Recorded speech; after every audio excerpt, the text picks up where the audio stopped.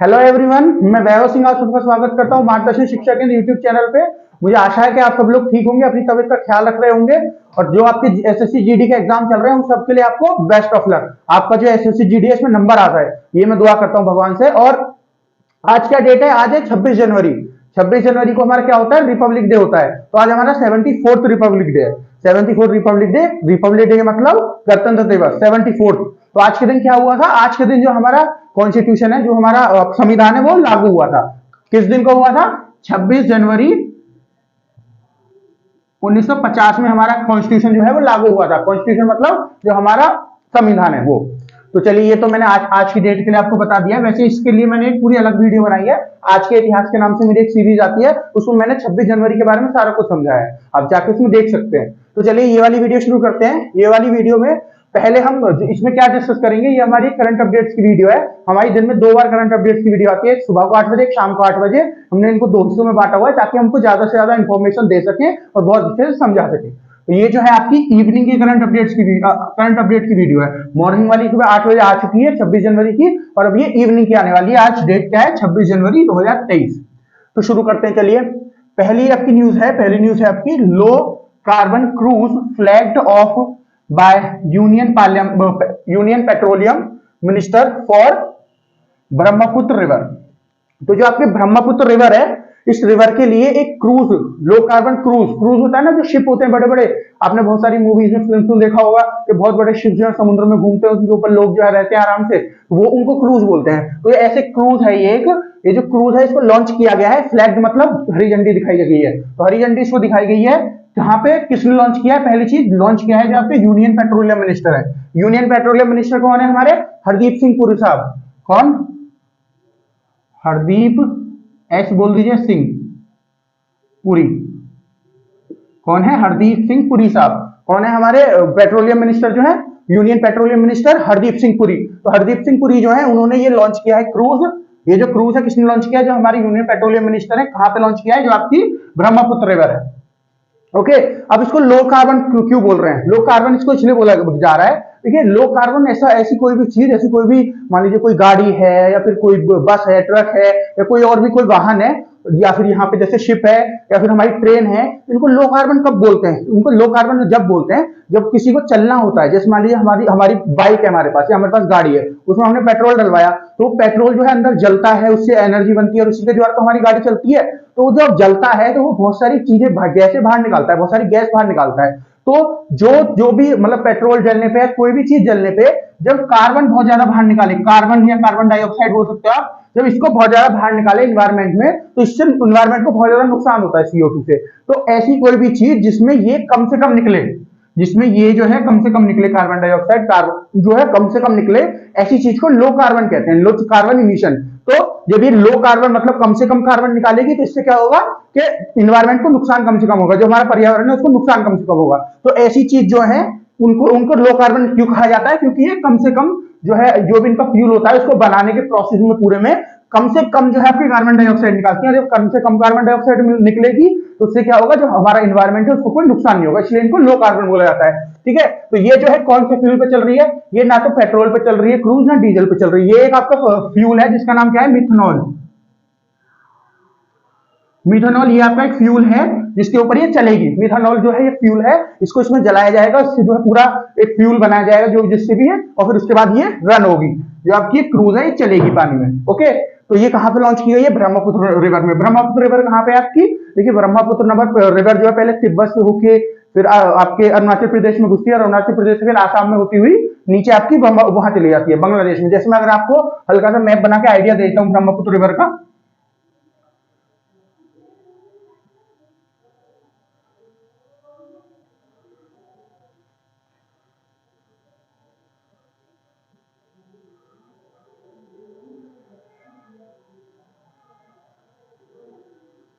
ठीक है, ये मान लीजिए हमारा नॉर्थ ईस्ट का इलाका है, ठीक है, नॉर्थ ईस्ट वाला इलाका है ये, और यहाँ पे ये आपका ऊपर जो है अरुणाचल प्रदेश है, ये अरुणाचल प्रदेश, और ये नीचे ये वाला जो हिस्सा है आपका आसाम है। यहाँ पे ये वाला जो हिस्सा है आपका, यहाँ पे ये वाला जो हिस्सा है आपका क्या है? आसाम है।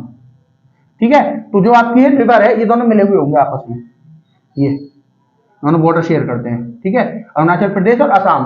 तो जो आपकी नदी है वो कहां से? ये आपका भूटान है, ये आपका सिक्किम है, ठीक है, भूटान जो कंट्री है।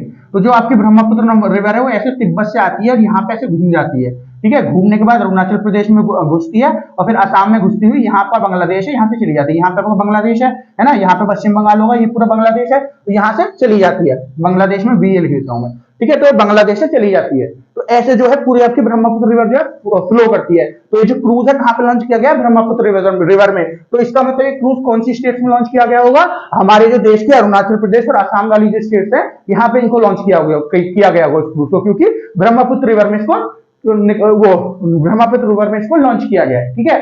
फिर इसके फायदे क्या क्या हो सकते हैं, देखिए इसके फायदे हो सकते हैं कि इन्वायरमेंट को इसको बहुत ज्यादा फायदे हो रहे हैं, है ना, इन्वायरमेंट क्योंकि लो कार्बन इमिशन है, तो इन्वायरमेंट को इससे कोई नुकसान नहीं है, तो ये भी फायदा है। दूसरा फायदा क्या है, ये जब पूरी नदी में घूमेगा तो एक ट्रेवल का एक नया तरीका बन गया, बाय रोड ट्रेवल हो सकता है, एरोप्लेन की तरह हो सकता है, यहाँ पे ट्रेन वगैरह होगी उससे हो सकता है। अभी एक नया जो है ट्रेवल करने का तरीका आ गया, एक शिप जो है आपकी नदी में चलेगा, जो आपकी ये है नदी, क्या नाम, ब्रह्मपुत्र रिवर जो है, और इससे लोग ट्रेवल कर सकते हैं एक जगह से दूसरी जगह। ये चीप भी पड़ेगा, सस्ता पड़ता है, जो ये वाला ट्रेवल होता है पानी वाला, ये सबसे ज्यादा सस्ता पड़ता है, तो लोगों के लिए भी अच्छा है, ठीक है। तो इससे ये फायदा होंगे, लोगों को फायदा हो रहा है, इन्वायरमेंट को भी इससे फायदा हो रहा है, और गवर्नमेंट जो है उसको भी फायदा हुआ, क्योंकि जब ज्यादा से ज्यादा लोग इस पे आएंगे तो गवर्नमेंट को भी इससे फायदा होगा, क्योंकि गवर्नमेंट जो है और ज्यादा इस प्रोजेक्ट को फिर लॉन्च करेगी जब लोग इनको अहमियत देंगे इतनी सारी, ठीक है।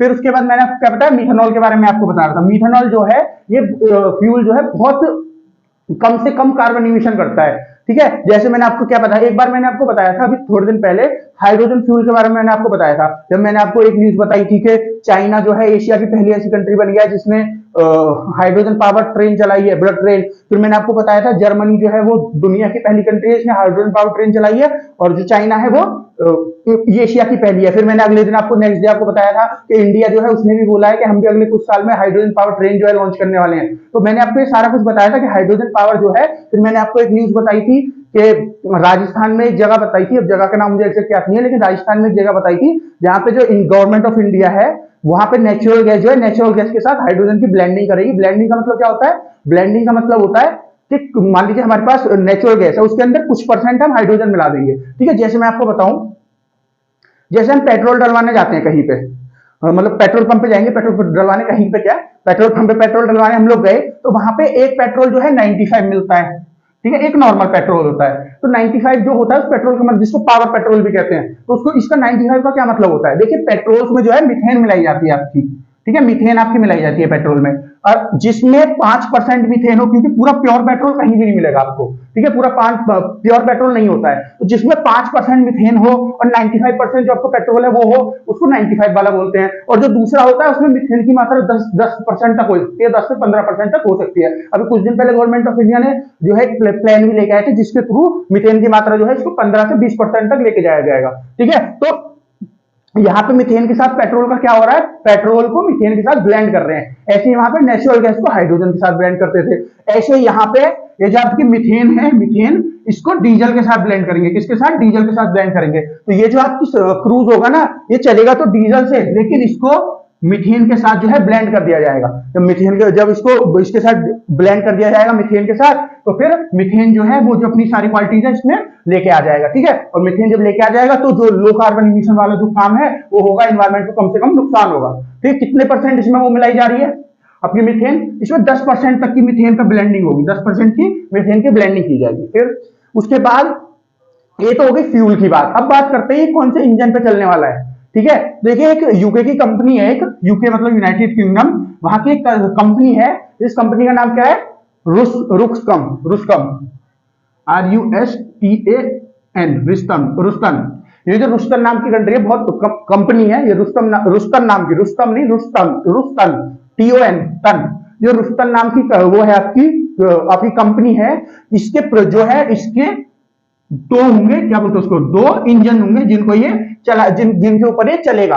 ये कंपनी कहाँ की आपकी, रुस्तम, ये आपकी यूके की कंपनी, बहुत पुरानी कंपनी है जो ये आपके इंजन वगैरह को बनाती है। तो यहाँ से 2 इंजन जो है मंगाए जाएंगे और फिर इसमें लग रहे हैं, इसमें मतलब मंगाए गए हैं और इसमें लग रहे हैं, क्योंकि ऑलरेडी लॉन्च हो चुकी है, तो मंगाए गए हैं इसमें और इसमें लग रहे हैं, इनके ऊपर ये चलेंगे। ओके, तो ये तो मैंने आपको सब के बारे में बता दिया, ये पूरा जो क्रूज था। ये जो क्रूज है ये आपका 5 सीटर क्रूज है, ठीक है, 5 सीटर क्रूज है ये। और इसका नाम और बताया था मैं आपको, इसका नाम क्या है, इसका नाम है SV गंगाधर,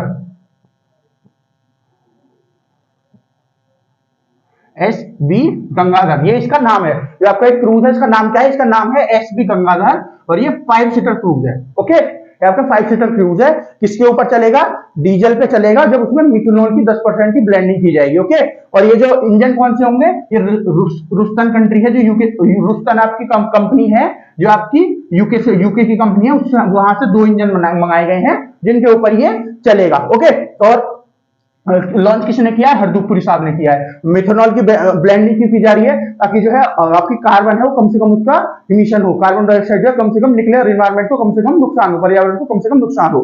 ठीक है, फिर हम क्या इसमें बात करने वाले थे? फिर हम मिथेनॉल के बारे में बात करते हैं। मिथेनॉल जो है, ठीक है, मैंने आपको ब्रह्मपुत्र का पूरा बता भी दिया कैसे चलता है। आप चाहे तो गूगल पे या फिर जो आपके एटलस है उसमें खोल के देख सकते हैं ब्रह्मपुत्र का पूरा रूट। ठीक है, आपको पता होनी चाहिए किस किस जगह से होके निकलती है जो आपकी ब्रह्मपुत्र। ब्रह्मपुत्र आपके काजीरंगा जो नेशनल पार्क है वहां से भी होके निकलती है। ओके, कहां पे काजीरंगा नेशनल पार्क? आसाम में है ना, वहां से भी होकर निकलती है आपकी जो ब्रह्मपुत्र रिवर है। तो आपको इसका पूरा रूट पता होना चाहिए ब्रह्मपुत्र का, और इसके ब्रह्मपुत्र के अलग अलग जगह पे अलग अलग नाम है। तो नाम भी मैं आपको बता देता हूँ। जो इसका तिब्बत में नाम है उसका नाम है तसेंको, TSANPO, तसेंको। क्या नाम है इसका? तसेंको। कहां पे है ये तिब्बत है ना, ये ऊपर, ये तो भूटान हो गया, ये ऊपर जो है भूटान के, ये जो ऊपर ये वाला जो इलाका है इसका क्या नाम है? ये तिब्बत है। अभी तो फिलहाल चाइना में है, क्योंकि तिब्बत वैसे तो एक अलग कंट्री था, लेकिन चाइना ने इसको 1954 में आएगा, 1954 में इसको कब्जा लिया था। तो उसके बाद से चाइना का पार्ट बन गया है। तो तिब्बत से होते हुए जाती है, और इसका तिब्बत में क्या नाम है? तसेंको। फिर उसके बाद ये कहां घुसती है? उसके बाद ये हमारे आसाम में घुस जाती है, जो हमारा स्टेट है आसाम, उसमें घुस जाती है। उसमें इसका क्या नाम है? दिहांग। वहां पे इसका नाम है दिहांग। दिहांग इसका नाम कहां पे है? अरुणाचल प्रदेश में। फिर आपके आती है आसाम में। आसाम में इसका क्या नाम है? आसाम में इसका ब्रह्मपुत्र नाम है। ठीक है, फिर उसके बाद कहां जाती है? उसके बाद जाती है आपकी बांग्लादेश में। बांग्लादेश में इसका नाम है पद्मा। बांग्लादेश में इसका क्या नाम है? सॉरी, पद्मा नहीं, पद्मा तो गंगा का नाम है, जमुना। जमुना। ब्रह्मपुत्र का बांग्लादेश में क्या नाम है? बांग्लादेश में ब्रह्मपुत्र का नाम है जमुना। तो बांग्लादेश में क्या नाम है? जमुना। और आपका आसाम में ब्रह्मपुत्र, और आपका अरुणाचल प्रदेश में दिहांग, और आपका यहाँ तिब्बत है। तिब्बत में क्या है? तिब्बत में आपका तसेंको। ओके, तो ये इसके अलग अलग नाम हैं जो अलग अलग जगह पे इसके पड़े, मतलब जिस नाम से इसको बोला जाता है। और फिर मैंने आपको इसका पूरा रूट भी समझा दिया है। ठीक है, इसका नाम ब्रह्मपुत्र क्यों रखा गया? आप समझ रहे हो ब्रह्मपुत्र क्या होगा? ब्रह्मपुत्र का मतलब देखिए, अगर इस नाम को तोड़े ब्रह्मपुत्र को, ठीक है, ये संस्कृत लैंग्वेज का नाम हो गया। तो ब्रह्मा और पुत्र, जो ब्रह्मा भगवान है, हमारे भगवान है ना, हमारे ब्रह्मा विष्णु महेश, तो जो ब्रह्मा है उनका पुत्र, तो ब्रह्मपुत्र, इसलिए उसके ऊपर इसका नाम रखा गया रिवर का, क्या? ब्रह्मपुत्र। ओके, तो ये रिवर जो है मैंने आपको पूरा उसका रूट बता दिया। मैंने बाकी रूट के बारे में आपको सारा कुछ बता दिया, कहां से कहां हो रहा है, कैसे कैसे जाएगा ये बता दिया, है ना। फिर मैं आपको मिथेनॉल के बारे में बात करने वाला था आपसे। मिथेनॉल के बारे में मैंने आपको अभी तक यही बताया है, इसको क्यों यूज किया जाए, ताकि लो कार्बन इमिशन हो। ठीक है, एनवायरमेंट को नुकसान कम से कम हो। अभी तक मैंने खाली आपको इसके बारे में ये बताया है। अब हमको ये भी तो पता होना चाहिए कि मीथेन हमको मिलेगी कहां से, मीथेन हमको मिलती कहां से है। पता चला काम तो ये 10 रुपए का कर रही है, और हम इसको बनाने में 50 रुपए लग जा रहे हैं। कोई फायदा थोड़ी है किसी फ्यूल का, ऐसे फ्यूल का कोई फायदा है नहीं है। तो हमको ये भी देखना है बनती कैसे आपकी, जो आपकी मिथेनॉल बनता है बनता कैसे है। देखिए, मिथेनॉल को बनाने के बहुत सारे तरीके हैं। पहला जो एग्रीकल्चर वेस्ट होता है ना, एग्रीकल्चर वेस्ट, उसके द्वारा मीथेन बनती है। एग्रीकल्चर जो हमारा वेस्ट बच जाता है, एग्रीकल्चर जो भी हमने खेती वगैरह करी है, उसके बाद जो हम सारा कुछ जला देते हैं उसे, या जो कबाड़े में फेंक देते हैं, फिर उसके बाद सड़ता है, उससे भी मीथेन बनती है। फिर जो वो गोबर गैस होती थी ना, बायोगैस इसको बोलते हैं, उनसे जो गैस बनती है वो भी मीथेन बनती है। मीथेन नहीं, सॉरी, मिथेनॉल। ठीक है, मीथेन गैस बनती है, उसके द्वारा फिर इसको मिथेनॉल बना दिया जाता है। फिर उसके बाद और क्या हो सकता है? कोयले को जलाने से भी बन जाती है मिथेनॉल गैस। ये जो मिथेनॉल है ये कोयले को जलाने से भी बन जाती है। फिर जो हमारे थर्मल पावर प्लांट्स हैं उनसे भी हम इसको बना सकते हैं मिथेनॉल को। तो इसको मिथेनॉल को बनाने के बहुत ज्यादा तरीके हैं, बहुत ज्यादा महंगी मिथेनॉल जो है ये नहीं बनती है। ओके, अब मिथेनॉल को मैंने बताया, ये इसके फायदे क्या बताया मैंने आपको, कि ये जो है लो कार्बन इमिशन करती है। ठीक है, और बहुत कम यूज करके भी हम इसको बहुत अच्छे से चला सकते हैं। जो भी हमको कोई भी व्हीकल हमारा चलाना है, कोई भी वाहन हमारा चलाना है, इसको बहुत कम यूज करके भी चला सकते हैं। तो ये इसके 2 फायदे मैंने आपको बता दिए। अब इससे क्या होगा, जैसे जैसे हम मीथेन के ऊपर काम करना शुरू कर रहे हैं, मीथेन के ऊपर जैसे जैसे काम करेंगे, उधर हम हाइड्रोजन फ्यूल के ऊपर काम कर रहे हैं, इधर हम मीथेन के ऊपर काम कर रहे हैं। जो आपका हाइड्रोजन फ्यूल बनता है, मैंने आपको क्या बताया था, 3 तरह की हाइड्रोजन होती है। एक बताई थी मैंने आपको ब्राउन, एक ब्लू और तीसरी ग्रीन। तो जो ब्राउन और ब्लू होती है उनको कैसे बनाते हैं, मैंने आपको बताया था, मिथेनॉल को जलाते हैं और उससे जो हाइड्रोजन निकलती है, हाइड्रोजन और थोड़ा सा कार्बन जो उसके साथ निकलता है, तो जिसमें कार्बन जो हम हवा में छोड़ देते हैं उसको तो ब्राउन बोलते हैं, और जो ब्लू होता है उसमें क्या होता है, हम हाइड्रोजन को भी ले लेते हैं, हाइड्रोजन उसमें से निकलती है, इसको जलाने पर मिथेनॉल को, और जो उसमें जो कार्बन डाइऑक्साइड निकलती है उसको हम कैप्चर कर लेते हैं, एक किसी भी चीज में कैप्चर कर लेते हैं, तो जमीन के नीचे कहीं भी उसको कैप्चर कर लेते हैं, ठीक है, तो वो इन्वायरमेंट में जो है नुकसान नहीं पहुंचा पाता। तो ये दो प्रकार की बताई। तो तीसरी क्या बताई थी मैंने, तीसरी आपकी ग्रीन हाइड्रोजन बताई थी, उसको तो इलेक्ट्रोलाइसिस के प्रोसेस की तरह बनाया जाता है, तो उसका प्रोसेस थोड़ा अलग है। तो मिथेनॉल से बनती है वो हाइड्रोजन, ठीक है। तो मिथेनॉल भी यूज कर सकते हैं, हाइड्रोजन फ्यूल के भी ऊपर भी काम कर रहे हैं बहुत अच्छी तरीके से, मिथेनॉल को भी लाया जा रहा है। अब इससे क्या फायदा हो रहा है इंडिया को, जो इंडिया की डिपेंडेंसी है आपका क्रूड ऑयल के ऊपर, क्योंकि इंडिया में क्रूड ऑयल तो होता नहीं है, क्रूड ऑयल से तो ये आपके petrol, diesel, natural gas, LPG, ये सब जो किस चीज से बनते हैं, ये सब बनते हैं आपके सीएनजी वगैरह किससे बनते हैं, ये आपके बनते हैं आपके क्रूड ऑयल से। और क्रूड ऑयल हमारे यहाँ तो मिलता नहीं है, हमको बाहर से मंगाना पड़ता है क्रूड ऑयल। और दुनिया में जो सबसे दो देश सबसे ज्यादा जो क्रूड ऑयल को इंपोर्ट करते हैं, जो मंगाते हैं सबसे ज्यादा, वो कौन कौन से हैं, एक आपका इंडिया है और फिर दूसरा चाइना है आपका, ठीक है, ये दो देश हैं। अब इंडिया, अब जो क्रूड ऑयल हम मंगाते हैं तो हमको जिस भी कंट्री से हम मंगाएंगे उनके साथ थोड़ा वो अच्छे रखने पड़ते हैं, मतलब अपने रिलेशन अच्छे रहने चाहिए जब भी उनसे मंगा पाएंगे। फिर टाइम पे न्यूज आती है कि कभी कुछ हो गया तो पेट्रोल के प्राइस बढ़ गए, कभी कुछ हो गया तो बढ़ गए ऐसे। तो उससे क्या होता है, जब पेट्रोल के प्राइस बहुत ज्यादा बढ़ जाते हैं तो हमारा जो बजट, हम जैसे हम बजट बनाते हैं हर बार, तो हर साल के लिए बजट बनता है, तो उसमें एक अमाउंट रखते हैं कि ये हमें पेट्रोल के लिए यूज करना है, लेकिन हमने अमाउंट तो कुछ से कुछ रखा, लेकिन क्या होता है उसके बाद जब पेट्रोल के प्राइस इधर उधर बढ़ जाते हैं, उसकी वजह से क्या होता है कि जो हमने पैसा रखा होता है उससे बहुत ज्यादा पैसा खर्च हो जाता है, ठीक है, ये नुकसान है। जैसे जब 2020-21 की, जब 2021-22 की बात हुई थी, 2021-22 का जब बजट आया था, तो 2021-22 के बजट में जो गवर्नमेंट ऑफ इंडिया ने 65 से लेके और 70 तक, $70 तक का बजट रखा था, $70 बिलियन तक का बजट किसके लिए रखा था, खाली जो ये क्रूड ऑयल होता है इसके लिए खाली रखा था, क्योंकि हम खाली क्रूड ऑयल लेते हैं वहां से, जिस भी देश से लेते हैं, जो रिफाइनिंग होती है वो हम अपनी कंट्री में करते हैं, ठीक है। तो क्रूड ऑयल के लिए क्या बजट रखा, $65 बिलियन से लेके $70 बिलियन तक। लेकिन जब ये साल खत्म हुआ और उसमें पूरी वो निकली, पूरी जानकारी वो हुई, पूरी एनालिसिस हुए, तो हमारा जो खर्चा कितना हो गया, हमारा खर्चा हो गया $110 बिलियन का।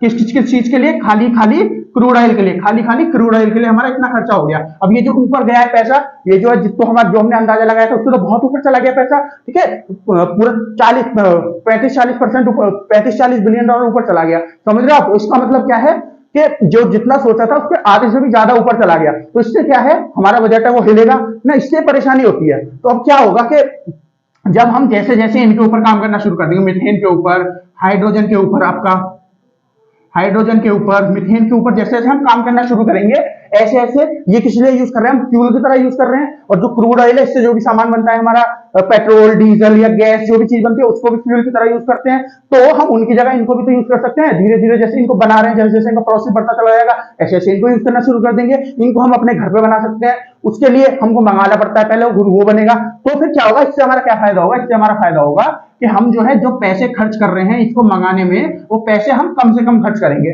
और हमारी जो डिपेंडेंसी है उन देशों के ऊपर और क्रूड ऑयल के ऊपर वो कम होती चली जाएगी। तो ये हमारा फायदा होगा, ये जो मैंने आपको मिथेन का और उसका फायदा बता दिया, आपका हाइड्रोजन का, ठीक है, कि किसी अल्टरनेटिव फ्यूल को लाने का क्या फायदा होता है। अभी तो हम खाली पेट्रोल पे वो है, डिपेंड है, फिर जब हम ये दोनों चीज पे काम करना शुरू कर चुके हैं, लेकिन अभी इतनी मात्रा में काम नहीं हो रहा, बहुत ज्यादा रिसर्च चल रही है और ज्यादा से ज्यादा उनके ऊपर काम हो रहा है। तो जैसे जैसे हम इनके ऊपर बढ़ाएंगे अपनी डिपेंडेंसी, इन्हें हम अपने यहाँ बना रहे हैं, तो हमें इतना कोई नुकसान भी नहीं है, उतनी इसके ऊपर डिपेंडेंसी कम होगी। तो जितनी इसके ऊपर डिपेंडेंसी कम होगी, तो इसको खरीदने में जितने पैसे लग रहे हैं उतने पैसे कम देने पड़ेंगे, उसको कहीं और यूज करेगा इंडिया, समझ रहे हो आप। तो इसलिए ये जो फ्यूल है ये इंपॉर्टेंट है हमारे लिए, ठीक है। तो ये मैंने न्यूज आपको समझा दी, न्यूज के बारे में सारा कुछ आपको समझा दिया। इसका नाम मैंने क्या बताया, क्रूज का, एसबी गंगाधर, कहां पे चलेगा, ब्रह्मपुत्र रिवर में। मैंने ब्रह्मपुत्र रिवर का पूरा आपको बता दिया, कहां से कहां जा रही है और किस स्टेट में, किस देश में, इसका क्या क्या नाम है, आपको ये सब बता दिया, कहां कहां से निकलती है ये सब बता दिया। फिर मैंने आपको ब्लेंडिंग भी बता दी, उसके बाद मैंने आपको मिथेन और हाइड्रोजन के बारे में बता दिया, ठीक है। चलिए अब शुरू करते हैं। नेक्स्ट पॉइंट क्या है, नेक्स्ट पॉइंट है आपका, Nagaland is celebrating Nagaland is celebrating it's orange festival, ठीक है। नागालैंड जो है अपना ऑरेंज फेस्टिवल को सेलिब्रेट कर रहा है। अभी ऑरेंज फेस्टिवल क्या है, ये ऑरेंज रंग की बात हो रही है, ऑरेंज फ्रूट की बात हो रही है, फल की बात हो रही है। यहाँ पे बात हो रही है ऑरेंज जो फल है हमारा, संतरा होता है ना, उसकी बात हो रही है यहाँ पे। उसको इंग्लिश में ऑरेंज बोलते हैं ना, और कलर जो होता है अपना संतरी कलर, उसको भी ऑरेंज ही बोलते हैं। पर ये यहाँ पे जो बात हो रही है, यहाँ पे बात हो रही है जो संतरा होता है, जो फ्रूट होता है, जो आपका फल होता है उसकी। तो ये जो नागालैंड है, नागालैंड कहाँ पे पड़ता है आपका? नागालैंड आपका नॉर्थ ईस्ट में पड़ता है। अगर मैं इसको यहाँ बताने लगूँ नागालैंड कहाँ पड़ेगा, चलिए मैं बता देता हूँ इसी में। नागालैंड ये जो है ना, ये जो जगह है, ये ऊपर आपका अरुणाचल प्रदेश हो गया, ये आपका असम हो गया, तो यहाँ पे पड़ेगा आपका नागालैंड। यहाँ पे ये असम और नागालैंड, असम जो है और अरुणाचल प्रदेश से नागालैंड आपकी बॉर्डर शेयर करता है, ये होगा आपका नागालैंड। ठीक है ना, ये नागालैंड होगा आपका। नागालैंड की वो क्या कैपिटल, नागालैंड की कैपिटल है आपकी कोहिमा। क्या कैपिटल है इसकी? कोहिमा।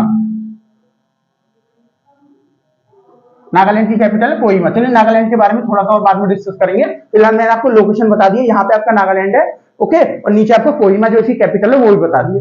ठीक है, अब शुरू करते हैं। नागालैंड का क्या है? नागालैंड जो है वो सेलिब्रेट करेगा, क्या सेलिब्रेट करेगा? जो हमारा ऑरेंज फेस्टिवल, जो इनका ऑरेंज फेस्टिवल है। ऑरेंज मतलब जो फल होता है संतरा, उसके लिए। तो यहाँ पे क्या हो रहा है कि गवर्नमेंट, जो यहाँ के फार्मर्स है ना, जो गवर्नमेंट ऑफ इंडिया है, उन्होंने इनके ऊपर बहुत काम किया है, क्योंकि अभी तक इनके ऊपर बहुत अच्छे से काम नहीं हो पा रहा था। ये पूरा जो नॉर्थ ईस्ट वाला इलाका है ना, यहाँ पे आज तक बहुत अच्छे से काम नहीं हुआ। तो ये जो गवर्नमेंट है, प्रेजेंट गवर्नमेंट जो है, सेंट्रल गवर्नमेंट, ये बहुत ज्यादा कोशिश कर रही है तो ये जो आपका नॉर्थ ईस्ट वाला इलाका है, इसके ऊपर काम किया जाए। अब नॉर्थ ईस्ट में कौन कौन सी स्टेट आती है? अरुणाचल प्रदेश आ गया, असम आ गया, नागालैंड आ गया, मणिपुर आ गया, मिजोरम आ गया, त्रिपुरा आ गया, ये सब जो है स्टेट यहाँ पे आती है ना। ये मेघालय आ गया, ये सब स्टेट यहाँ पे आती हैं। इनके ऊपर बहुत अच्छे से काम नहीं हो रहा है। एक तो वैसे भी हिली एरियाज में, पहाड़ों पे, तो वैसे कुछ भी ठीक से काम नहीं हो पाता, और फिर ये सिक्किम भी हो गया, सिक्किम भी इसी में आ जाएगा, है ना। और इनके ऊपर वैसे भी गवर्नमेंट बहुत ज्यादा ध्यान नहीं देती है, तो इनके ऊपर ये जो प्रेजेंट गवर्नमेंट है बहुत ज्यादा ध्यान दे रही है ना। क्यों?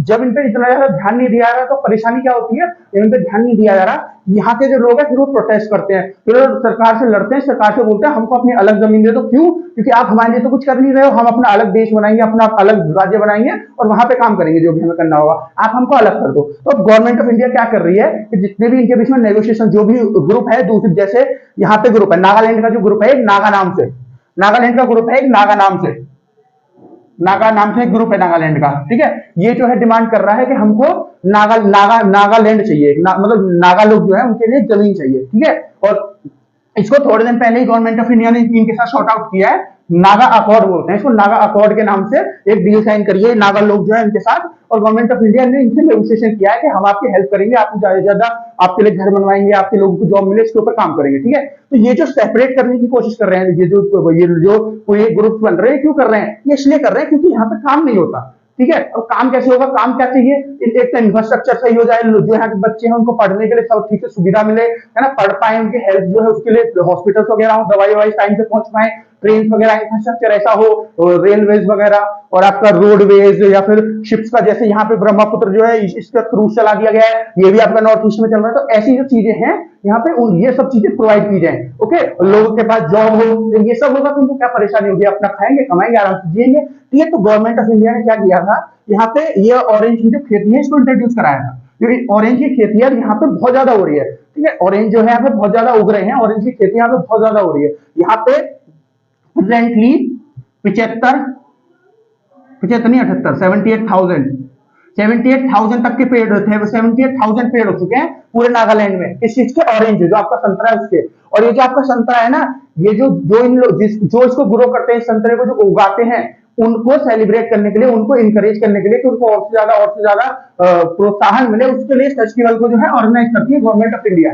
ओके, क्योंकि इससे क्या होगा, देखिए जैसे जैसे गवर्नमेंट ऑफ इंडिया इसको ऑर्गेनाइज करेगी तो इसका बहुत ज्यादा प्रमोशन होगा। इतने सारे पेड़ यहाँ पे हैं, यहाँ पे जो है ये लोग जो अपना कमाते हैं, जो इनका वो हो रहा है ना, रेवेन्यू कमाता है नागालैंड जो गवर्नमेंट है, रेवेन्यू कमाती है, जो फार्मर रेवेन्यू कमाते हैं ऑरेंज की खेती से, वो 4 करोड़ से लेकर 5 करोड़ तक का एस्टिमेट है।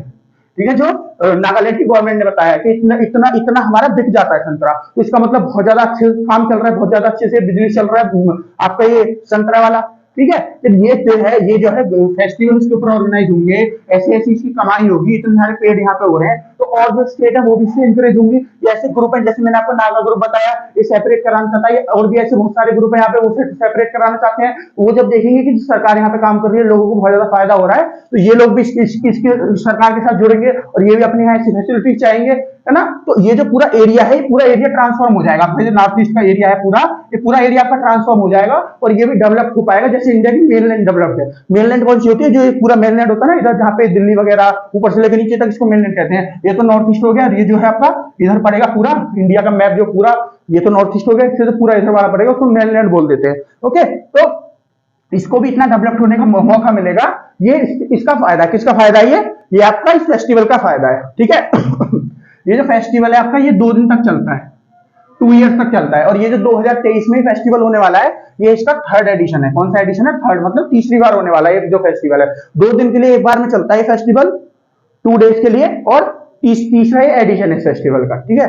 तो ये फेस्टिवल ऑर्गेनाइज कौन कराया जाता है और ऑर्गेनाइज हो कहाँ रहा है, ये किस जगह पे ऑर्गेनाइज हो रहा है, ये भी तो पता होना चाहिए।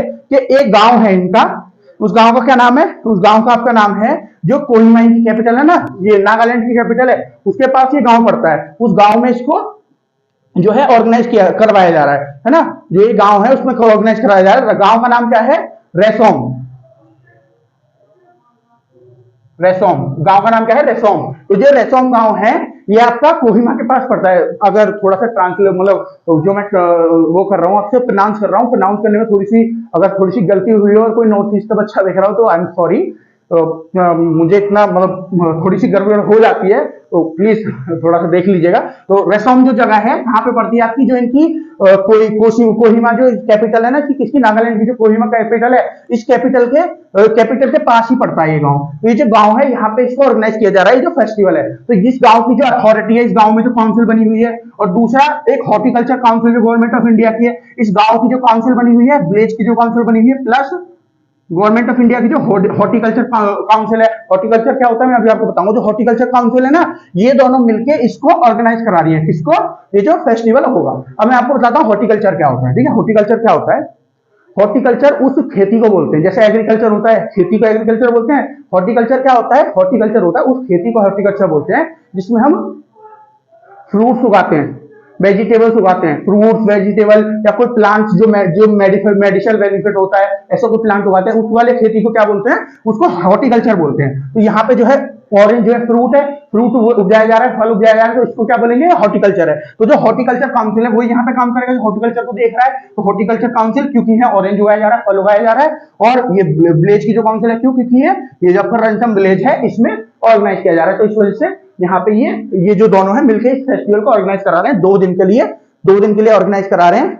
और ये इसका 3rd एडिशन है। ओके, फिर उसके बाद और भी कोई ऐसा फेस्टिवल है इंडिया में जो फ्रूट्स के लिए होता हो या इंडिया से बाहर कोई होता हो? हाँ, ये भी पता होना चाहिए हमको। ये तो आपको ऑरेंज को लेके जो नेशनल ऑरेंज फेस्टिवल जो है ये कहाँ हो गया? आपका नागालैंड में हो गया। लेकिन एक इंडिया में इंटरनेशनल ऑरेंज फेस्टिवल भी होता है। ये तो नेशनल है, ये तो एक स्टेट के लिए हो गया, इसके लिए इंटरनेशनल भी होता है। इसमें इंटरनेशनल भी लोग आते हैं। इंटरनेशनल भी जो और बाहर और किसी जगह पे बहुत सारी वैरायटी होंगी ना ऑरेंज की, संतरे की, वो भी आती है। वो कहाँ पे होता है? आपका जो बाहर होता है वो आपका होता है इंटरनेशनल वाला जो होता है ऑरेंज फेस्टिवल, वो आपका होता है नागालैंड में, सॉरी नागपुर में। कहा होता है? नागपुर में। तो ये नागालैंड में होता है जो नेशनल वाला होता है। ओके, फिर और कौन कौन से होते हैं, मतलब ऐसे बनाना फेस्टिवल जो इंडिया में होते हैं? एक होता है बनाना फेस्टिवल हो ना, फ्रूट फेस्टिवल होते हैं। वो कौन सा? एक होता है बनाना फेस्टिवल, बनाना फ्रूट फेस्टिवल होता है। ये कहाँ होता है? ये आपका होता है केरला में।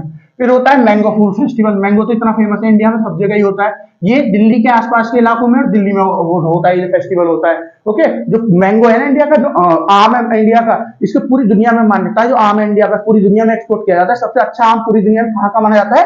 इंडिया का। ठीक है, तो ये इसके ऊपर ही फेस्टिवल होता है। फिर और ऐसा कोई फेस्टिवल होता है? और आपका स्ट्रॉबेरी का एक फेस्टिवल होता है। स्ट्रॉबेरी जो फ्रूट है उसका एक फेस्टिवल होता है। वो कहाँ होता है? वो आपका महाराष्ट्र में होता है, जो स्ट्रॉबेरी का फेस्टिवल होता है। फिर अगर हम वर्ल्ड की बात करें, वर्ल्ड में पूरी दुनिया में ऐसे कोई फेस्टिवल होते हैं? हाँ जी, होते हैं। पाइनएप्पल फेस्टिवल होता है थाईलैंड में। ये सबसे ज्यादा जो फलों का होने वाला फेस्टिवल है ना, सबसे ज्यादा फेमस फेस्टिवल है कौन सा है? ये पाइनएप्पल फेस्टिवल है जो थाईलैंड में होता है। ऐसा ही एक पाइनएप्पल फेस्टिवल जो है हमारे यहाँ भी होता है। वो कहाँ होता है? वो आपका मणिपुर में होता है। ऐसा ही पाइनएप्पल जो फेस्टिवल है वो आपका कहाँ होता है? मणिपुर में। मणिपुर क्या है? मणिपुर भी आपकी एक नॉर्थ ईस्टर्न स्टेट है, तो मणिपुर में होता है। क्या होता है मणिपुर में? मणिपुर में ये फेस्टिवल होता है जो पाइनएप्पल का इंडिया में होता है। मणिपुर कहाँ पड़ती है? नागालैंड से नीचे अगर जाओ, ये जो नागालैंड से नीचे ये वाला इलाका, ये आपका मणिपुर है। ठीक है, ये अरुणाचल प्रदेश मैंने बता दिया सबसे टॉप पे, उसके नीचे नागालैंड और उसके नीचे मणिपुर, और ये बीच में क्या है? असम। ठीक है, तो असम, ये सारा मैप समझ रहे होगे। सारा मैप आप समझ पा रहे होगे। ओके, इसके नीचे मिजोरम, मणिपुर के नीचे मिजोरम, ये त्रिपुरा, मेघालय यहाँ पे पड़ेगा। ओके, तो जो पाइनएप्पल वाला फेस्टिवल इंटरनेशनली होता है वो कहाँ होता है, जो सबसे फेमस है वो है आपका थाईलैंड में, और जो इंडिया में होता है वो कहाँ पे होता है पाइनएप्पल का फेस्टिवल, पाइनएप्पल मतलब अनानास जो होता है उसको पाइनएप्पल बोलते हैं, वो कहाँ होता है, मणिपुर में। ओके, तो इस न्यूज के लिए इतना ही, आशा है मेरे को आपको सारा कुछ इसमें समझ में आया होगा, मैंने आपको बहुत कुछ न्यूज में बता दिया है। चलिए नेक्स्ट न्यूज देखते हैं क्या है। Halwa ceremony for union budget 2023 to be held on 26 January, मतलब आज के दिन।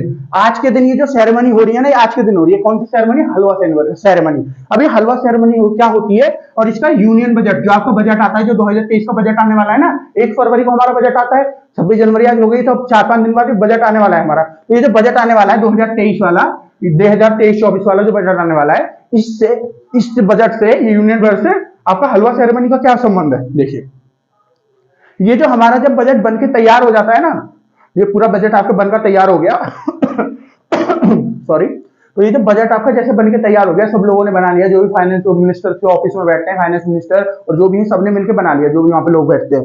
जब बन गया, बनेगा जो भी, तो वो जो है 1 फरवरी को बताया जाएगा सबको, तो पहले बनता है पूरा, तो जब बन के तैयार हो जाता है, उसके बाद जब पूरा तैयार हो गया, सब काम खत्म हो गया, उसके बाद फाइनेंस मिनिस्टर जो है, एक रिचुअल है ना, एक त्योहार नहीं, एक रिचुअल को क्या बोलेंगे, कस्टम बोलेंगे, रिचुअल मतलब जो करने का तरीका होता है, वो जो होता है, वो एक हलवा सेरेमनी जो है उसको वो करते हैं ऑर्गेनाइज। कौन? जो हमारे फॉरेन मिनिस्टर है, फाइनेंस मिनिस्टर है। फाइनेंस मिनिस्टर इस टाइम पे हमारी कौन है? निर्मला सीतारमण जी। निर्मला सीतारमण जी हमारी फाइनेंस मिनिस्टर हैं, तो उन्होंने ये इस बार हलवा फेस्टिवल जो है ऑर्गेनाइज किया है। ये हलवा फेस्टिवल जो है आपका, जो फाइनेंस मिनिस्ट्री का पूरा ऑफिस है उसमें भी ऑर्गेनाइज होता है, उसके बेसमेंट में ऑर्गेनाइज होता है ये पूरा जो फेस्टिवल है। ये जो फेस्टिवल है, अब ये जो किस लिए किया, जो फेस्टिवल नहीं, ये जो सेरेमनी है किस लिए की जाती है? ये सेरेमनी इसलिए की जाती है कि जैसे मान लीजिए, जब ये पूरा बजट बन रहा था, पूरे देश के लिए बजट बन रहा है, पूरे देश को 1 साल के लिए चलाएगा, इतनी ह्यूज पॉपुलेशन, इतनी बड़ी जमीन, इतना बड़ा देश है, उसके लिए पूरा बजट बन रहा है जो पूरे साल देश को चलाएगा। समझिए कितनी मेहनत होती होगी इसको बनाने में, समझ रहे हो आप? एक तो मेहनत होती है, फिर दूसरा जो है इसमें स्ट्रिक्ट बहुत होता है। जब जो भी लोग इसको बनाते हैं, इतना स्ट्रिक्ट होता है कि जब ये बजट बनता है ना, तो उन लोगों को बिल्कुल ऑफिस में लॉक कर दिया जाता है, वो बाहर नहीं जा सकते कहीं भी। अगर वो बाहर जा रहे हैं तो बिल्कुल वीडियो जो आपके सीसीटीवी कैमरा होते हैं उनकी निगरानी में होंगे, फोन उनके मॉनिटर किए जाते हैं, किससे बात कर रहे हैं, क्या बात कर रहे हैं, है ना, सब कुछ उनके साथ जो है बिल्कुल उनको ऐसे कर दिया जाता है, बिल्कुल बंदिश में कर दिया जाता है, जब तक वो पूरा ये बजट नहीं बना लेते। ऐसा क्यों होता है? ऐसा इसलिए होता है क्योंकि बजट आने से पहले कहीं लीक ना हो जाए, है ना। मान लीजिए कोई ऐसी चीज हो बजट में जो लोगों को पसंद ना जाए, पसंद ना आए, इसके खिलाफ लोग दंगे कर दें, कुछ कर दें ऐसी चीज, तो इस वजह से उससे पहले लीक ना हो जाए, 1 फरवरी से पहले लीक ना हो जाए, क्योंकि 1 फरवरी को तो गवर्नमेंट पार्लियामेंट, जो अपनी निर्मला सीतारमण जी है, जो हमारी फाइनेंस मिनिस्टर है, पार्लियामेंट में रखी रहती है उसको, उसके बाद देखा जाएगा क्यों होता है, ठीक है। तो ये उससे पहले लीक ना हो जाए, इस वजह से ये जितने भी इंप्लॉइज हैं उनको ऐसे लॉक करके रखा जाता है पूरे ऑफिस में। तो ये लोग ये जो सारे इंप्लॉइज हैं, ये इतना हार्ड वर्क करके आए होते हैं, इतने महीनों से बंद वगैरह होते हैं, लॉकअप होते हैं इतने महीनों से, तो इनका जो पूरा हार्ड वर्क है उसको अप्रिशिएट करने के लिए और उनको इंकरेज करने के लिए आगे भी आप और अच्छा ऐसा काम करो और अच्छा से अच्छा बजट बनाओ हमारे लिए, उस सब के लिए ये जो हलवा सेरेमनी है, ये आपके फाइनेंस मिनिस्टर जो है वो आपको वो करते हैं, ऑर्गेनाइज करते हैं। और हाँ, जो फाइनेंस मिनिस्टर है वो पहले पूरी स्पीच देगी और उसके बाद फिर सबको हलवा अपने हाथों से बांटते हैं, जो फाइनेंस मिनिस्टर होते हैं, उनको बताने के लिए कि मैं बहुत खुश हूं कि आपने बजट बना लिया, और उनको इंकरेज करते हैं कि आपने बहुत अच्छा काम किया। ओके, तो इसलिए ये जो आपकी हलवा सेरेमनी है ये ऑर्गेनाइज की जाती है, ठीक है। चलिए अब नेक्स्ट देखते हैं। नेक्स्ट क्या है आपका, और ये ना हमेशा एक चीज, और ये हमेशा 5 दिन पहले ऑर्गेनाइज होती है, जो बजट आने वाला होता है सिर्फ 5 दिन पहले। तो बजट कब आता है? 1 फरवरी को, 5 दिन पहले मतलब 26 तारीख को, 26 जनवरी को हर बार ये ऑर्गेनाइज होती है। चलिए नेक्स्ट न्यूज देखते हैं। आपकी नेक्स्ट न्यूज क्या है? ये हमारी 3 नेशनल न्यूज हो गई, नीचे तो इंटरनेशनल न्यूज आएंगी। मैं एक बार आपको नेशनल न्यूज है उनको कवर कर देता हूँ। पहली क्या है, मैंने क्या बताया, लो कार्बन जो वो आपका क्रूज है उसको जो सिलेक्ट कर दिया गया, उसको लॉन्च कर दिया गया, कहाँ पे? ब्रह्मपुत्र रिवर में। और यूनियन पेट्रोलियम मिनिस्टर जो है किसी उन्होंने किया, यूनियन पेट्रोलियम मिनिस्टर कौन है? जगदीश पुरी जी, ठीक है। तो सॉरी, हरदीप सिंह पुरी जी, उन्होंने इसको लॉन्च किया है। फिर मैंने इसके बारे में सारा कुछ बता दिया। इसका नाम क्या है? एसबी गंगाधर। फिर मैंने इसको बता दिया, ये जो रुस्तन नाम की जो यूके कंपनी है, वहां से दो इंजन लाए जाएंगे जो इसमें लगेंगे।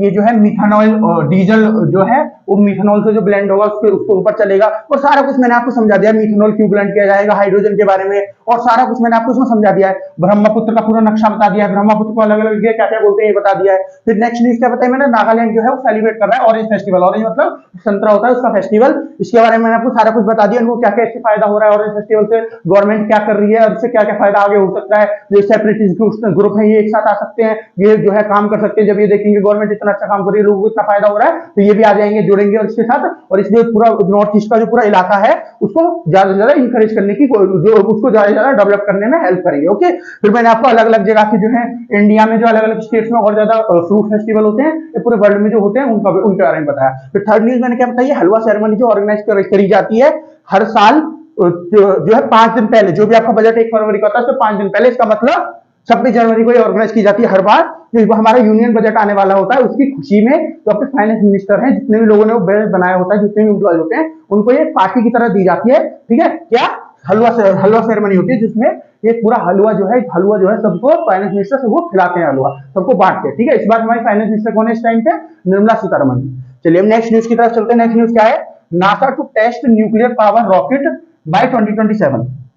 तो नासा ने क्या अनाउंस किया है, नासा ने अनाउंस किया है कि हम लोग जो है न्यूक्लियर पावर्ड रॉकेट को टेस्ट करने वाले हैं 2027 तक। न्यूक्लियर पावर्ड रॉकेट मतलब जो न्यूक्लियर एनर्जी से चलेगा, जो न्यूक्लियर गैस से चलेगा, न्यूक्लियर जो एनर्जी होती है ना उससे जो चलेगा आपका रॉकेट, ऐसा रॉकेट। अब न्यूक्लियर एनर्जी यूज करने का फायदा क्या है, देखिए न्यूक्लियर एनर्जी जो है वो इसकी स्पीड बढ़ा देगी रॉकेट की। ठीक है, जब रॉकेट की स्पीड बढ़ जाएगी तो ये अंतरिक्ष जो है अंतरिक्ष में और अच्छे से जा पाएगा, जो खतरा है वो भी कम से कम हो जाएगा न्यूक्लियर एनर्जी के आने के बाद इसमें। ठीक है, फिर एक और फायदा क्या है, देखिए हम लोग प्लान कर रहे हैं एज अ ह्यूमन, जो भी ये स्पेस एजेंसी जैसे नासा है या जैसे इलॉन मस्क की स्पेस एक्स है या इंडिया की इसरो है, ये कैसे भी मार्स तक पहुंचा जाए, मार्स पे देखा जाए लाइफ पॉसिबल है कि नहीं, क्योंकि बहुत सारे सबूत मिले हैं तो लाइफ जो है पॉसिबल है मार्स पे। तो जो है इस चीज को पहले पूरा एक्सप्लोर करना पड़ेगा ना, वहां पे जाके देखना पड़ेगा कि क्या क्या पॉसिबल है, कैसी पॉसिबिलिटी है, क्या क्या हमको चेंज करना पड़ेगा, सबको देखना पड़ेगा। तो वहां पे किसी को जाना पड़ेगा ना ये सब देखने के लिए, वहां पे सामान लेके आया जाएगा, सारा फिर एक्सपेरिमेंट होगा, सब कुछ देख के तभी तो पता चलेगा। अब यहाँ पे जाने के लिए अभी तक किसी को क्यों नहीं भेजा गया, देखिए एक तो बहुत खतरा रहता है, दूसरा खतरा क्यों रहता है कि जो आपका रॉकेट वगैरह वो क्रॉस हो सकता है, क्रैश हो सकता है। दूसरा क्या खतरा रहता है, दूसरा खतरा होता है कि बहुत टाइम लगता है वहां पहुंचने में। ठीक है, वो भी परेशानी है। पर जब यहाँ पे जो न्यूक्लियर फ्यूल जो है ये आ जाएगा, न्यूक्लियर फ्यूल आ जाएगा, एक तो जो खतरा था क्रैश व्रैश होने का वो कम हो जाएगा, रिस्क कम हो जाएगी, दूसरा जो है तेजी से चलेगा तो वहां तक जल्दी पहुंचा जाएगा। ओके, तो इस वजह से इस चीज के ये फायदे हैं, जो आपके न्यूक्लियर जो पावर रॉकेट है ये बना रहा है। तो ये जो आपका नासा है, ये नासा जो है आपकी यूएसए की स्पेस एजेंसी है, नासा यूएस जो है आपका अमेरिका उसकी स्पेस एजेंसी है। तो नासा जो इनकी यूएस मिलिट्री है, यूएस की जो मिलिट्री है, यूएसए की जो मिलिट्री है वो उसके साथ मिलके इसको बना रही है। यूएस की जो मिलिट्री है ना उसकी एक ऑर्गेनाइजेशन है, उसका नाम क्या है, उसका नाम है आपका डार्पा। डार्पा नाम है उस एजेंसी का, जो यूएस की एजेंसी है उसके साथ मिलके आपकी नासा उसके साथ मिलके और इस प्रोजेक्ट पे काम कर रही है।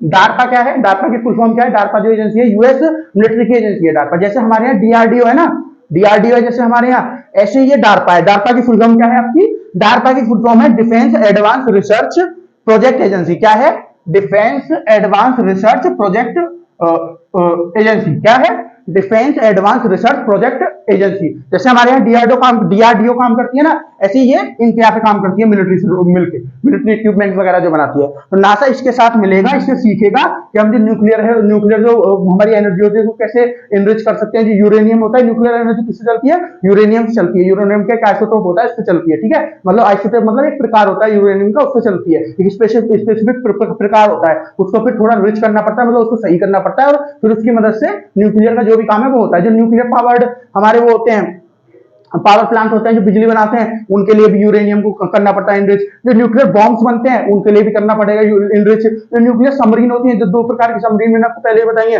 एक न्यूक्लियर पावर सबमरीन होती है, एक डीजल पावर सबमरीन होती है। न्यूक्लियर पावर सबमरीन जो इसके ज्यादा फायदे होते हैं, क्यों, क्योंकि ये ज्यादा देर तक चल सकती है, आवाज सबसे बहुत कम करती है डीजल के मुकाबले, और ज्यादा समय तक पानी के नीचे रह सकती है, ये इसके फायदे हैं। और डीजल में नुकसान क्या है कि ज्यादा कम समय तक पानी में रह सकती है, और मतलब कम समय पानी में रह पाती है, और आवाज भी बहुत करती है, और जो है धीरे चलती है as compare to nuclear submarine. पर नुकसान क्या है, नुकसान क्या है इसका, न्यूक्लियर सबमरीन का महंगी बहुत होती है।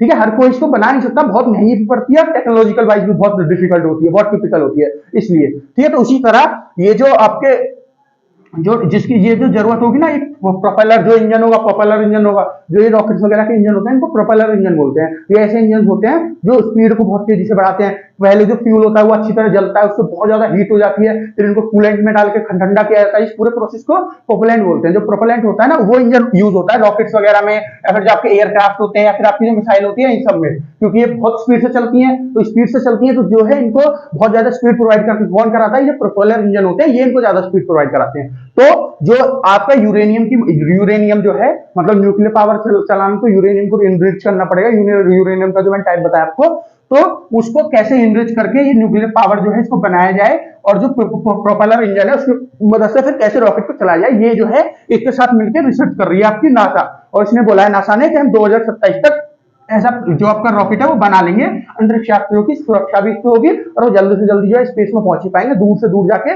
जो है एक्सप्लोर कर पाएंगे जो भी इनको एक्सप्लोर करना है। ठीक है, चलिए अब नेक्स्ट न्यूज पे चलते हैं। नेक्स्ट न्यूज क्या है, लास्ट न्यूज आज की, BBC documentary on PM Modi is doesn't matter to अस।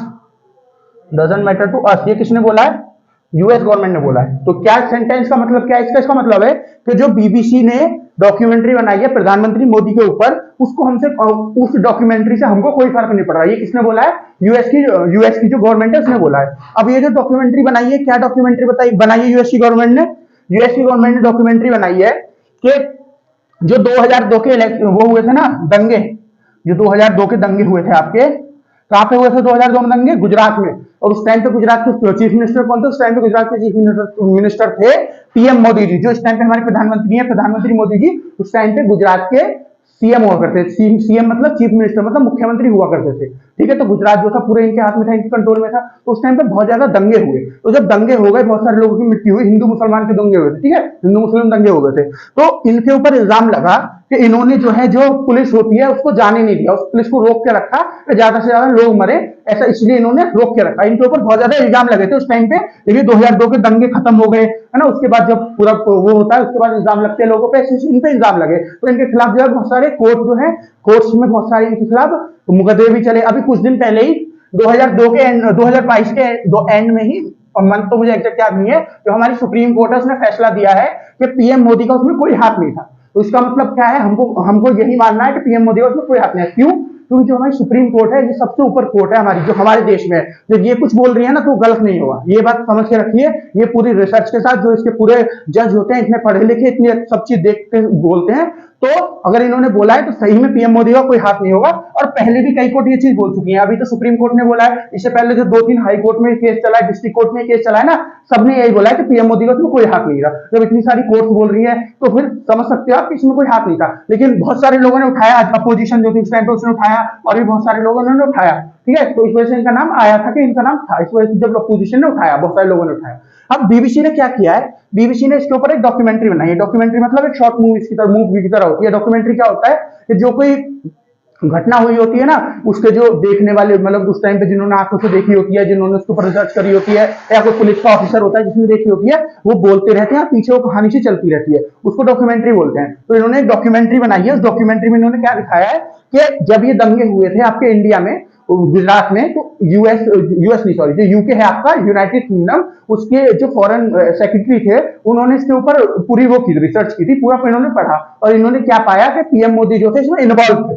ठीक है, इन्होंने ये पाया कि पीएम मोदी इसमें इन्वॉल्व थे। देखिए, पहली चीज, आपको इजाजत कौन दे रहा है, यूके की बात कर रहा हूं, यूके को इजाजत कौन दे रहा है कि आप हमारे इंटरनल मैटर, किसी स्टेट के मैटर में घुस के और आप वो करो, तहकीकात करो। ये मैं आपको पहले भी समझा चुका हूं, पूरी सारे पॉइंट बता रहा हूं आपको, इसलिए कि आप तहकीकात करो उसकी, हमारे देश में घुस के क्यों कर रहे हो आप, आपने किसी की परमिशन ली पहले, तहकीकात करने से पहले कोई परमिशन नहीं लिया, आप जबरदस्ती घुस गए, पहली चीज। दूसरी चीज कि आप चाहते क्या हो, हाँ?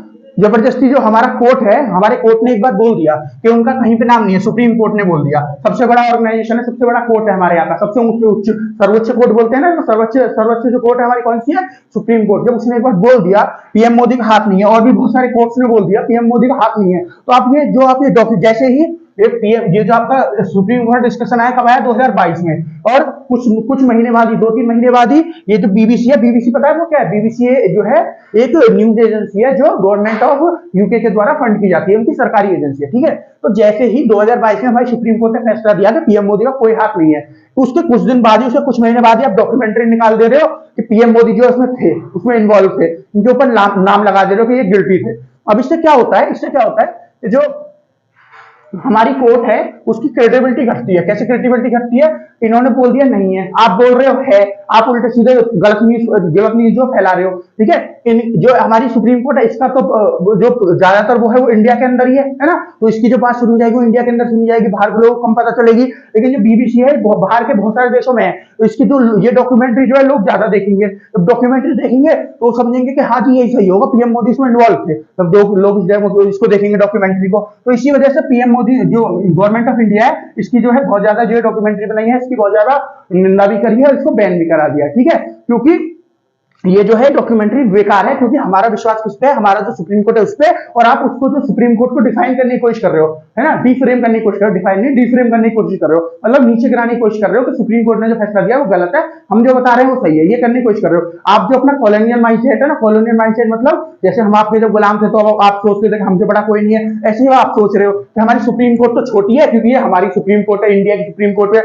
लेकिन हमारा जो एक न्यूज एजेंसी है जो कभी भी फेक न्यूज दिखा सकती है वो जो है सच बोल रही है। आप ये दिखाना चाहते हो, ये जो है इस चीज को जो हमारा इंडिया का फॉरेन ऑफिस है उसने बोला इस चीज को कि आप क्या चाहते हो, हमारी सुप्रीम कोर्ट को नीचे दिखा के अपने आप को ऊपर दिखाना चाहते हो। अभी भी आप कॉलोनी वाले टाइम में जी रहे हो, वो टाइम बहुत पहले चला गया है। अब जो है इंडिया दुनिया की 5वीं सबसे बड़ी इकोनॉमी है, अर्थव्यवस्था है, आपसे ऊपर आती है, आप 6ठे पे आते हो, हम 5वें नंबर पे आते हैं। हमारी आर्मी दुनिया की 4थी सबसे मजबूत आर्मी है, अभी रिपोर्ट आई थी, आपकी आर्मी बहुत नीचे आती है हमसे, समझ रहे हो, तो हम आपसे बहुत ऊपर है। आप ये दिखाने की कोशिश मत करो कि हम आपसे नीचे है, ठीक है। अब ये बीबीसी ने ऐसा क्यों किया, ये भी जानने वाली बात है, ठीक है। बीबीसी जो क्या है, बीबीसी को एक आदत पड़ गई है, क्या आदत पड़ गई है, जब भी इनको कोई नुकसान होना शुरू होता है ना, तो ये इंडिया के ऊपर कोई ऐसी उल्टी सीधी वो निकाल देते हैं डॉक्यूमेंट्री। क्यों ऐसा क्या होता है, देखिए इन्होंने डॉक्यूमेंट्री निकाली थी, कई साल हो गए, जो निर्भया रेप केस हुआ था ना दिल्ली में, उसके ऊपर, है ना, उसके ऊपर इन्होंने जो डॉक्यूमेंट्री निकाली उसमें बहुत सारी उल्टी सीधे चीज दिखाई, गलत चीजें दिखाई।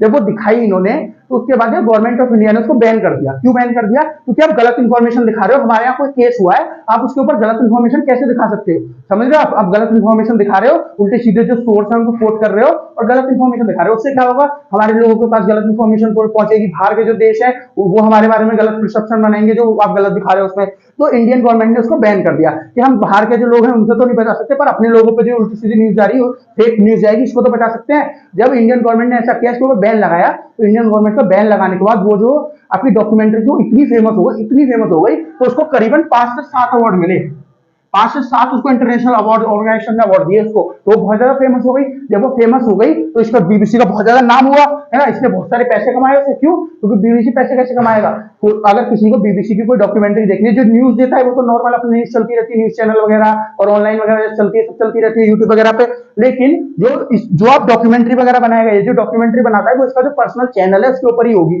या तो इसकी जो ऐप है उसमें ही होगी। तो वो देखने के लिए आपको सब्सक्रिप्शन लेना पड़ेगा। सब्सक्रिप्शन का मतलब आपको पैसे देने पड़ेंगे, जो भी महीने साल जिसके हिसाब से लेता होगा, तो इससे वो पैसे कमाएगा। दूसरा, इसका नाम भी ऊपर चढ़ेगा, समझ रहे, जितना इसको वो पड़ेगा उसका नाम ऊपर चढ़ेगा, नाम ऊपर चढ़ेगा तो और ज्यादा लोग उसको खरीदेंगे। तो इसको ये फायदा हुआ उस टाइम पे जब इसने निर्भया केस के ऊपर ये डॉक्यूमेंट्री बनाई, जब इसका इतना फायदा हुआ तो ये एक चीज समझ गया कि अगर कभी भी हम नीचे गिर रहे हो ना, तो तुरंत से इंडिया के ऊपर कुछ उल्टी सी चीज मार दो, इंडियन गवर्नमेंट जो उसको बैन करेगी और वो और ज्यादा फेमस हो जाएगी। ऐसे इन्होंने क्या किया, ऐसे इन्होंने इंडिया के ऊपर एक और डॉक्यूमेंट्री बनाई, जो इंडिया का काजीरंगा नेशनल पार्क है ना, उसमें एक हाथी के ऊपर डॉक्यूमेंट्री बनाई कि उसकी पोचिंग कैसे होती है। पोचिंग मतलब क्या होता है, जो जंगली जानवरों की तस्करी करते हैं, उनके जो पार्ट होते हैं, बॉडी पार्ट जो उनके हिस्से होते हैं शरीर के, उनकी तस्करी करते हैं, उसको बोलते हैं पोचिंग, ठीक है। तो इन्होंने एक डॉक्यूमेंट्री बनाई काजीरंगा नेशनल पार्क में कि यहाँ पे पोचिंग कैसे होती है, ठीक है, ये तस्करी कैसे की जाती है, और इन्होंने उसमें बहुत सारी उल्टी सीधी चीजें दिखाई, साफ साफ दिखा रहे हैं, कुछ भी दिखा रहे हैं, उल्टा सीधा दिखा रहे हैं। तो उसको भी गवर्नमेंट ऑफ इंडिया ने बैन किया। तो इसको बैन किया तो ये भी बहुत ज्यादा फेमस हो गई। मतलब उसको डॉक्यूमेंट्री को बैन नहीं किया था गवर्नमेंट ऑफ इंडिया ने। गवर्नमेंट ऑफ इंडिया ने क्या बैन किया कि अब अगले कुछ सालों तक कोई भी वीडियो कैमरा किसी भी नेशनल पार्क जहां पे हमारे जानवर रहते हैं वहां पे नहीं ले सकते, ये बैन किया था, ठीक है, डॉक्यूमेंट्री को बैन नहीं किया था। तो यहाँ पे इनको बहुत डॉक्यूमेंट्री भी इनकी अच्छी चल गई, इसीलिए अब इन्होंने पीएम मोदी के ऊपर डॉक्यूमेंट्री लगा दी है। मैं आपको एक बात बताता हूँ, मैं भी कुछ दिन पहले बीबीसी का जो इंटरनेशनल वो है ना जो यूके में दिखाते हैं न्यूज चैनल, वो देख रहा था। उसमें इनका क्या चल रहा था, उसमें उनका ये डॉक्यूमेंट्री लाइव चल रही थी एकदम न्यूज चैनल पे, ठीक है, जो इनका चैनल है उस पर चल रही थी, ठीक है। आपके देश की हालत इतनी खराब है, पिछले 3 से 4 महीने में आपके यहाँ के 3 प्रधानमंत्री बदल चुके हैं, है ना। प्रधानमंत्री आपके रुक नहीं रहे हैं, और आपकी जो जीडीपी है नीचे गिरती जा रही है, आप इंडिया से नीचे गिर गए हो, फौज आपकी वैसे नीचे गिरती जा रही है, उस सब के बारे में आप बता नहीं रहे हो। महंगाई आपके यहाँ इतनी हो रहा है, इन्फ्लेशन इतना बढ़ रहा है, इन्फ्लेशन का मतलब महंगाई, उसके बारे में आप कुछ भी दिखा नहीं रहे हो। दूसरे देश के प्रधानमंत्री के पीछे पड़ गए हो आप, क्यों? क्योंकि जो लोगों का ध्यान है वो यहाँ से हट जाए, जो हमारी वो नीचे गिर रही है, जो हमारी इकोनॉमी नीचे गिर रही है, लोगों को महंगाई देनी पड़, महंगाई जो है वो इतनी ज्यादा बढ़ रही है, इससे लोगों का ध्यान हटके यही टैक्टिक्स होते हैं। जैसे चाइना करता है, जब चाइना का अंदर कुछ खराब हो जाए तो तुरंत से कभी इंडिया के ऊपर हमला करने की बात कर देता है, कभी किसी ताइवान के ऊपर हमला करने की बात कर देता है, कभी वियतनाम के ऊपर। क्यों? क्योंकि लोगों का ध्यान भटक जाता है, और जब लोगों का ध्यान भटक जाता है तो सरकार को मौका मिल जाता है कि थोड़ा सा स्टेबल कर लिया जाए, स्टेबल हो जाए, जो हमारी इकोनॉमी है, जो भी परेशानी है उसको सही कर लिया जाए। इसी तरह जो बीबीसी ने डॉक्यूमेंट्री बना दी है और न्यूज चैनल्स को दिखा रही है, तो लोगों का ध्यान भटक जाएगा। और इतने नहीं, जो गवर्नमेंट है, क्योंकि गवर्नमेंट के द्वारा फंडेड है, ये जो बीबीसी का चैनल है ना, इतने दिन में ही गवर्नमेंट जो है अपना काम सही से कर लेगी, बीबीसी अपना काम सही से कर लेगी।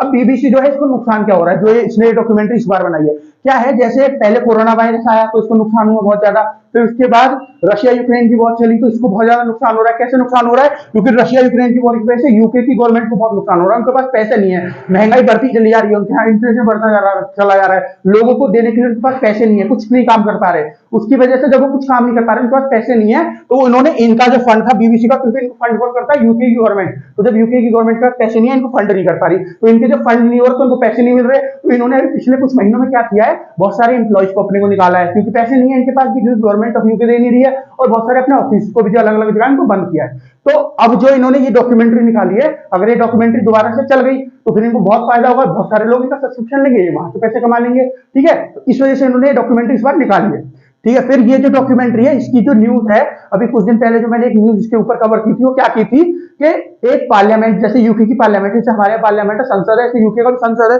जैसे यूके में इस टाइम यूके के प्रधानमंत्री कौन है? इस टाइम यूके के प्रधानमंत्री है ऋषि सुनाक। ऋषि सुनाक कौन है? इंडिया मूल के हैं, भारतीय मूल के हैं। ऋषि सुनाक, इनके दादाजी जो थे वो भारत में रहते थे, फिर वो वहां शिफ्ट हो गए थे यूके में, वो ऐसे ऐसे उनका परिवार फिर यूके में रहने लगा। तो इनके जो पूर्वज हैं वो इंडिया के हैं, तो ये इंडिया मूल के हुए, मतलब भारतीय मूल के हुए। इसी तरह बहुत सारे लोग जो है यूके के संसद में, जैसे प्रधानमंत्री हैं, तो और सारे लोग भी तो होंगे यूके के संसद में, जो कुछ उनमें से पाकिस्तान के भी बिलोंग करते होंगे। तो पाकिस्तान का एक मंत्री था, मतलब पाकिस्तान का मूल का था, पाकिस्तानी मूल का था, लेकिन है तो यूके का सिटीजन। तो उसने एक सवाल उठाया कि बीबीसी के ऊपर जो है गवर्नमेंट ऑफ इंडिया बैन लगा रहा है इसकी डॉक्यूमेंट्री के ऊपर, ऐसे ऐसे इसके पीछे पड़ रहा है, उसको कंडेम कर रहा है, उसको निंदा कर रहा है उसकी, तो हम कुछ नहीं बोलेंगे। बीबीसी हमारे द्वारा फंडेड है, हमारा पार्ट है बीबीसी, हमारे यूके गवर्नमेंट उसका पार्ट है, तो हम कुछ नहीं बोलेंगे। तो ऋषि सुनाक जी जो है उन्होंने ये बोल दिया, देखिए हमारा बीबीसी से कोई इस चीज में संबंध नहीं है, बीबीसी जो काम कर रहा है अपने आप कर रहा है, हमने उसको नहीं बोला कि आप ऐसी कोई डॉक्यूमेंट्री बनाओ, क्योंकि हम मानते हैं कि जी नहीं, पीएम मोदी का इसमें कोई हाथ नहीं है। ऋषि सुनाक ने बोल दिया पीएम मोदी का इसमें कोई हाथ नहीं है, इसलिए हमको ये जो डॉक्यूमेंट्री बनाई है बीबीसी ने, इससे कोई मतलब नहीं है, ये ऋषि सुनाक ने बोल दिया। तो ये तो क्लैरिफिकेशन किसने दिया? यूके की गवर्नमेंट ने।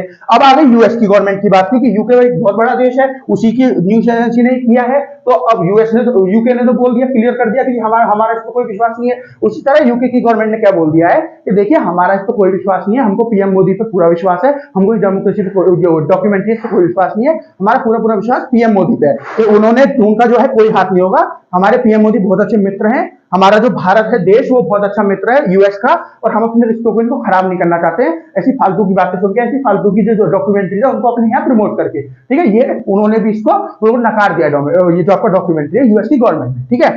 तो मैं ये बताना चाहता था इसमें, एक बार आप पूरा बोर्ड देख लीजिए, आपकी समझ में आ जाएगा सारा कुछ। एक बार पूरा बोर्ड देख लीजिए, और आपकी आशा है आपने सारा कुछ देख लिया होगा फिलहाल के लिए।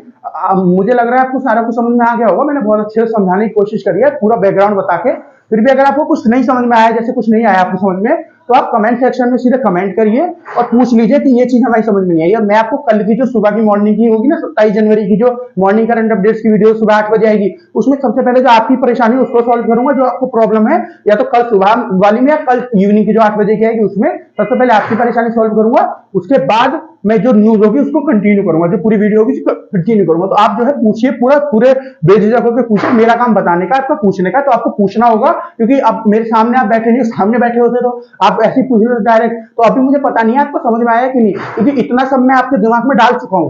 तो अगर आपको इसमें कुछ मैथ हो रहा है, मान लीजिए आपको इसमें कुछ मैथ हो रहा है, तो फिर आपको कुछ भी समझ में नहीं आएगा उसके बाद। तो ये सब मैंने आपके दिमाग में डाला, तो इसको क्लियर भी नहीं करूंगा। तो आप जो है मुझसे पूछिए, उसके बाद मैं जो आपके दिमाग में कोई भी परेशानी आ रही है उसको क्लियर करूंगा। तो फ्रेंड्स, आज के लिए इतना ही। हमारा जो चैनल है मार्गदर्शी शिक्षा केंद्र यूट्यूब चैनल जो है, उसको सब्सक्राइब करिए, उसको ज्यादा से ज्यादा हमारी वीडियोस को शेयर करिए, लाइक करिए, ठीक है, ताकि हमारा चैनल और ज्यादा ग्रोथ हो सके और जो हमने टीचर, मैं और हमारे टीचर जो मेहनत कर रहे हैं उसका उनको फायदा मिले और हमारा चैनल जो है और अच्छे से ग्रो करे और सब्जेक्ट के ऊपर हम क्लासेस ला सकें और जो टीचर हैं उनको अपने यहाँ ज्वाइन करा सकें। अच्छे से अच्छे टीचर को हम ज्वाइन कराना चाहते हैं, तो उसके लिए हमको थोड़ा सा सपोर्ट करिए।